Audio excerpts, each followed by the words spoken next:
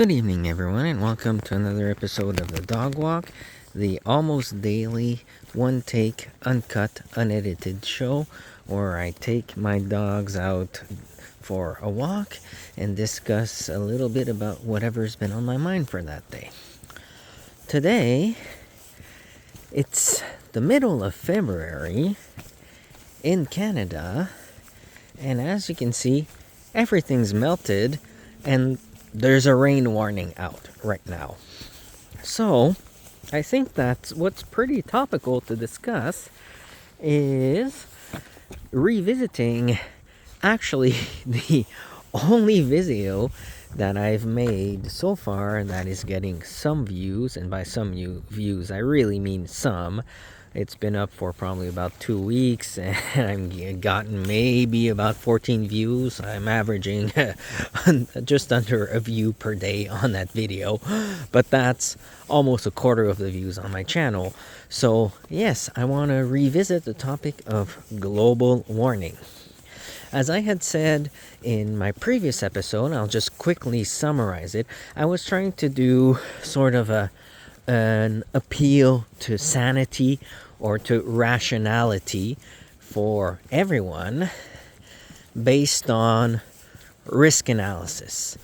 I've worked as part of my job as an engineer in the armed forces. I've had to do lots of risk analysis, both for projects and for actual aircraft flying. Is it safe to launch this aircraft or not? So risk analysis has been part of my job for several years, which is why I felt confident talking about that. But I want to use a different approach for this video.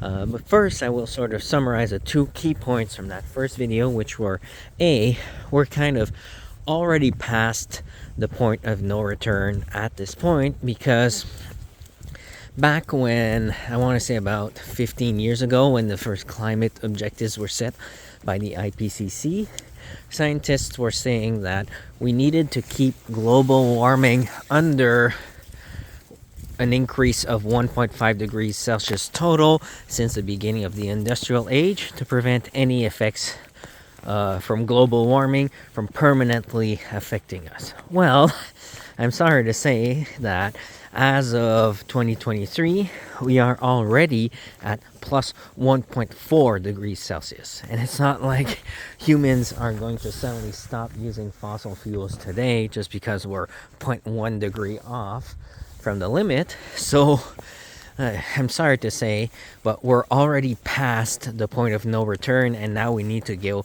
into mitigation mode. You just have to look at what's going on outside. Like I said, it's February and there's rain. 4 of the past 5 years have beaten the previous all-time record for global temperatures. Last year was the hottest year on record, and we're on track for 2024 to also be now the new hottest year on record. So we are past the point of no return. The other point I made in that video was, as I mentioned, the risk analysis. So in a nutshell, to really quickly summarize what I was saying there, is whenever you do risk analysis in an engineering context, what you have to do is you weigh the probability of something happening compared to the impact of it. So if something is very improbable, let's say, I'll use smaller numbers to illustrate my point. Let's say there's a chance in 1,000 of something happening. But if that thing happens, your car breaks down and it'll cost you $1,000 to fix it. Well, you can analyze that risk and compare it to establish its risk level and see if you should be worried or not.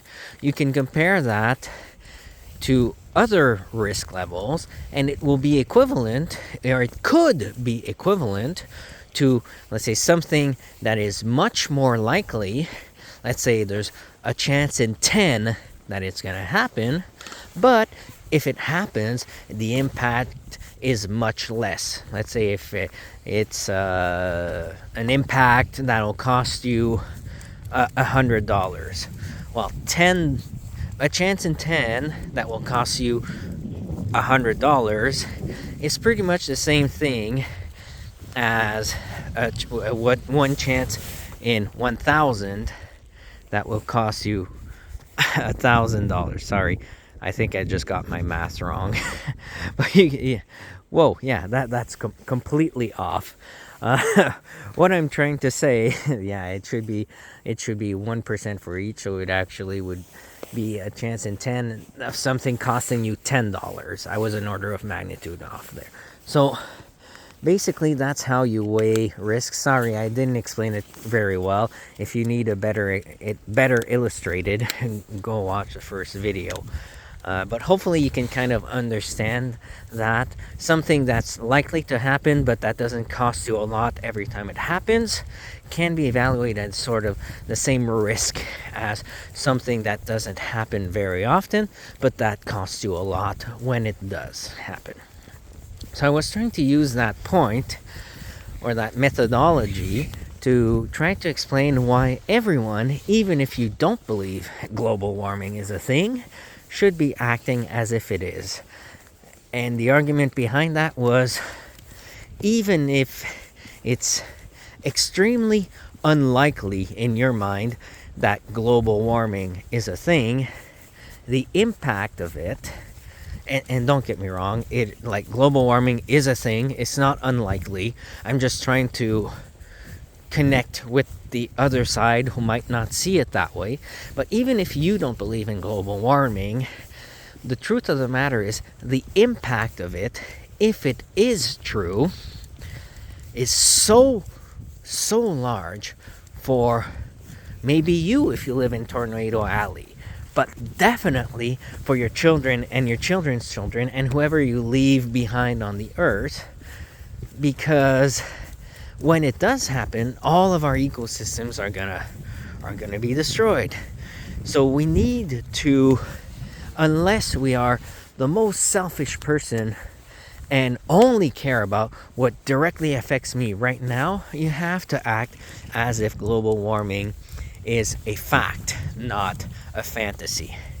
And even if it is not a fact, again, it is a fact, but even if it wasn't a fact, truth of the matter is, by changing the way you spend and you live and acting as if it were, starting to buy electric cars and heat using renewable energy, solar panels, that type of stuff, in the long run, if you actually do the math, as opposed to look at the initial sticker shock of, oh my, the electric car is $10,000 more expensive than the gas one.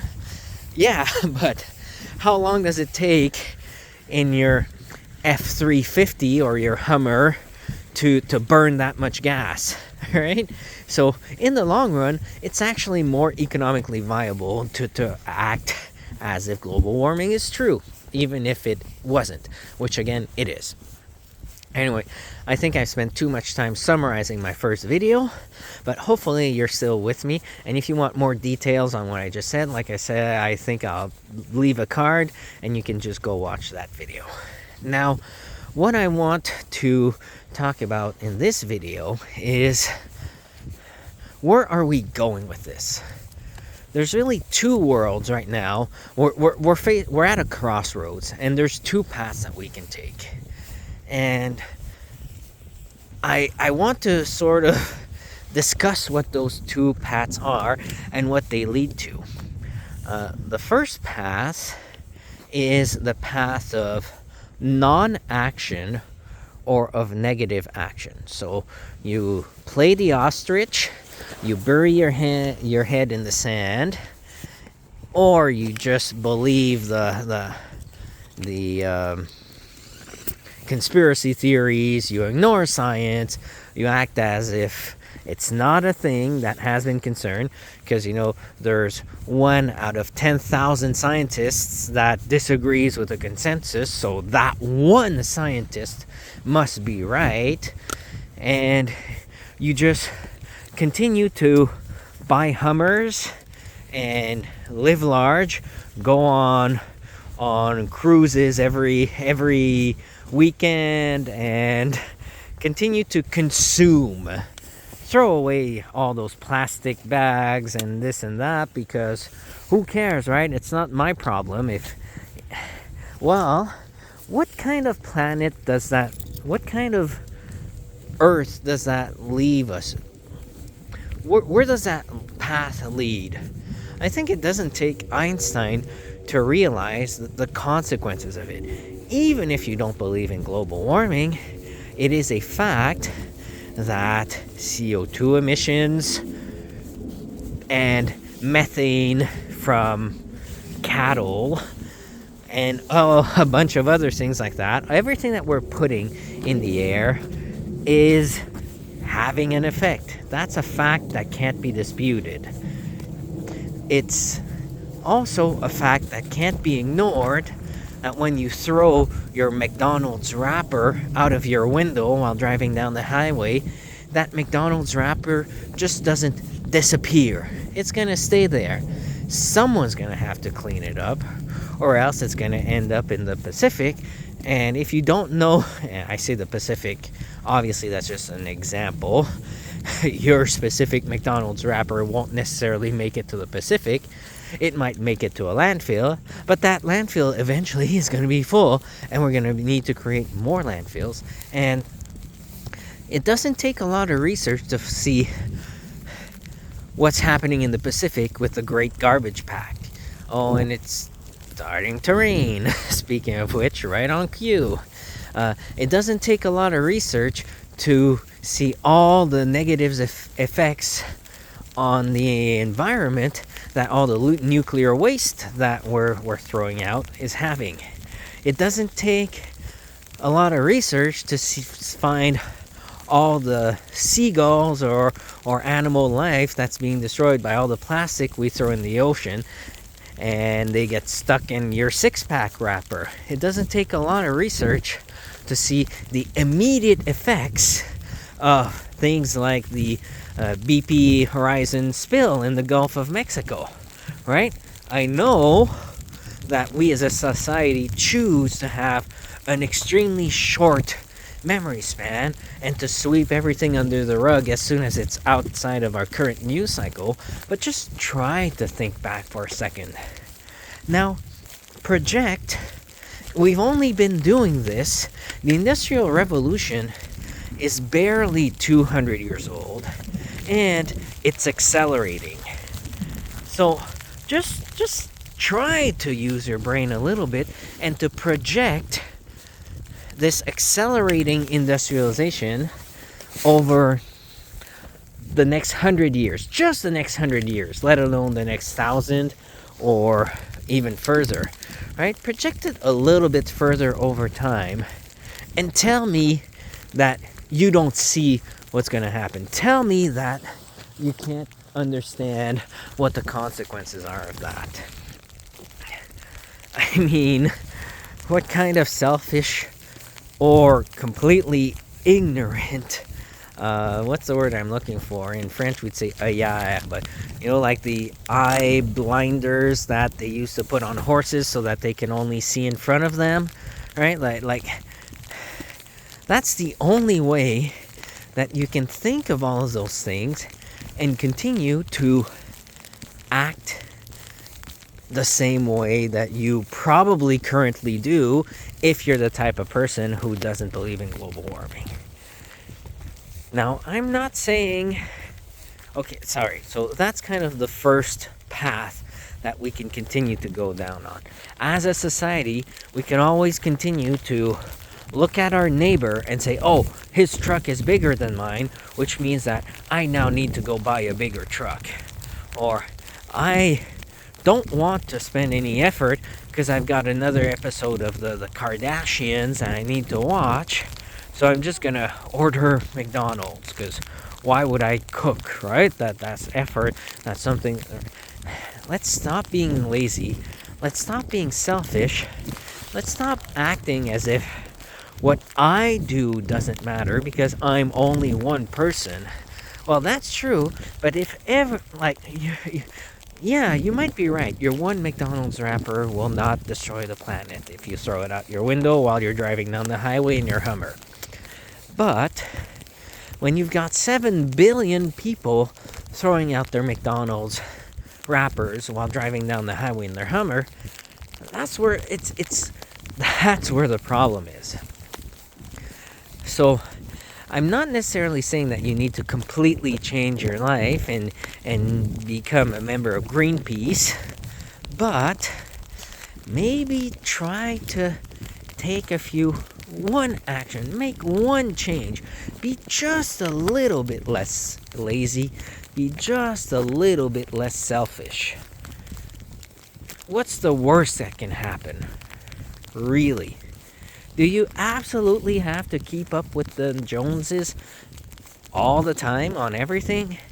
Can't you maybe try to get a little bit of, I don't know, moral high ground and personal satisfaction from that, from your actual person, as opposed to the stuff that your person owns?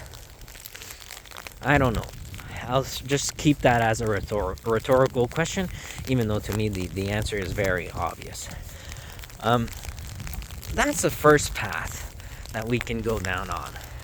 We can go down the path of inaction or of continued bad action and of ignoring the reality that's facing us as this rain is falling down on me more and more heavily in the middle of February in Canada. The second path that we can take, and I think that we should take, is the path of positive action. We need to start to take that risk analysis that I mentioned earlier and actually apply it. And I don't care where you are on the spectrum. I mean, obviously, if you're living 100% off the grid for the last 50 years, grow all of your food, don't own a car, and have built everything, your house, by your own hands, okay, I'm not really talking to you because you probably don't have a phone or a computer and you're not watching my video anyway, right? But that's not really what I'm asking of anyone. What I'm asking is for everyone who's watching this video to just take a quick look at your habits and find one or two things that you can change, one or two things that you can do better. Maybe it's you've never put anything in a recycling bin and you start to do that. Or maybe it's you realize that it's actually more financially advantageous for you to own an electric vehicle in the long run than to own a gas-powered car and to go down that route. Maybe it's realizing, if that's too far for you, maybe it's realizing that maybe you don't need a huge SUV or an F-150 and downsizing your car to something that's a little bit smaller. Hey, it might not be flashy when you're comparing yourself to the Joneses next door, but think about it. If you have a smaller car, you're using less gas to get around, which means that there's more money in your pocket. And go reward yourself by buying yourself an 85 screen TV, 85-inch screen TV instead of the 65-inch screen TV that you have. But don't just throw that 65-inch TV out. Either reuse it or resell it, and if you don't want to resell it, donate it. Don't just throw it out. Anyway, these are just random examples. There's a million different ways. I can't tell you what you need to do because I don't know you. I don't know your lifestyle. I don't know anything about you. So the best person to act or to figure out, Daisy, we're going home, don't worry. She really wants to go home because of the rain, but she wants to go this way, but this way is a muddy way. Okay, let's walk on the street then, since there's no cars around. Compromise, compromise, compromise. See, that's what you need to do in your life. And maybe, just maybe, that personal satisfaction of knowing that you did, a good thing, maybe that's good enough to compensate for, damn it, of course, that loss um,